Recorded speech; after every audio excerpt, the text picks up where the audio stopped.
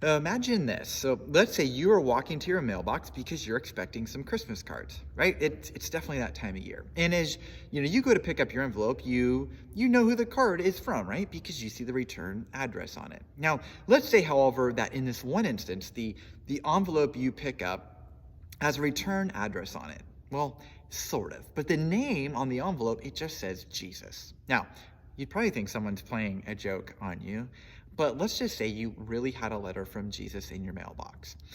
What do you think it would say? Like, how might he encourage you? How might he correct you? What promises might he make to you in light of where you find yourself in life? Now, what very personal words or phrases might he speak to you that would assure you that he really gets you? Well, this scenario is actually very close to what we have in Revelation 2 and 3, only they are churches rather than individuals. However, at the end of this devotion, as well as Monday's devotion, I'm going to encourage you to engage in an activity that can make this idea extremely personal. Now, before we dive into Revelation 2, there are some kind of important things to grasp that will really help our understanding. The first, these are literal historical churches back in the first century, yet they also represent what many churches throughout the centuries have struggled with. Now, second, there is a structure in each of these letters from Jesus that is really helpful to point out, and they all start with the letter C. So if you don't, I would encourage you, open your Bibles to Revelation 2 right now, and feel free to even pause this devotion and look at it. And here's the structure you're going to notice. First, you'll see something called the Christ title, then the commendation, or what the church is doing well, then the complaint, then the correction, and then the consequence, either positive or negative. So 5 C's. Okay? So let's walk through the first of the 7 churches. We're going to just look at Ephesus. And notice verse 1, right? That's the Christ title. So Jesus is choosing a couple of intentional, relevant descriptions of himself that are found in chapter 1 in order to reveal himself to a specific church. Now, let's say he was writing to Fremont, and let's imagine Fremont has been through a tough season, feeling very weak and weary. Then the Christ title to us might be, I am the one who was crucified in weakness, but raised in power. Or let's say Fremont had gotten a little arrogant. Then the Christ title towards us might be, I humble the proud, but I exalt the humble. So the Christ title is a very personal description of himself to each church.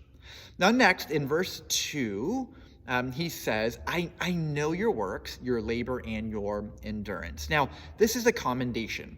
So the church in Ephesus was commended because they had endured amidst false teachers. But notice how verse 4 begins. It begins with the word but. So guess what's coming? That's right, the complaint. So the complaint from Jesus is that they had left their first love. Now, it appears that while super strong on doctrine and truth, that their love for one another had grown cold. Now, look at verse 5. And it says, remember how far you have fallen and do the works you did at first, or I will remove your lampstand. Now, here is the correction and then the consequence. Jesus is saying, start loving one another the way you used to, or your church is in jeopardy. Now, while this first church, they excel at doctrine, they are lacking in love. Now, if you read on to the third church, Pergamum, it's almost the opposite. The complaint is that they tolerate false teachers, and while they may have some love, it is not mixed with truth, and this is a problem. So I want to leave you with this challenge, and I'm going to revisit it on Monday. But between now and Monday, I encourage you to read Revelation 2 and 3. And once you have done so, you have a feel for the structure, I want to encourage you to be as honest as you can by writing a letter to yourself that, as best as you can imagine, would reflect the very letter Jesus would write to you personally, using the same structure that is found in these churches. Right? How would Christ reveal himself to you? What would he commend you for? What would his complaint be? His correction, and then his consequence, both positive and negative. So I'll see you again Monday as we work through the other churches in chapter 3.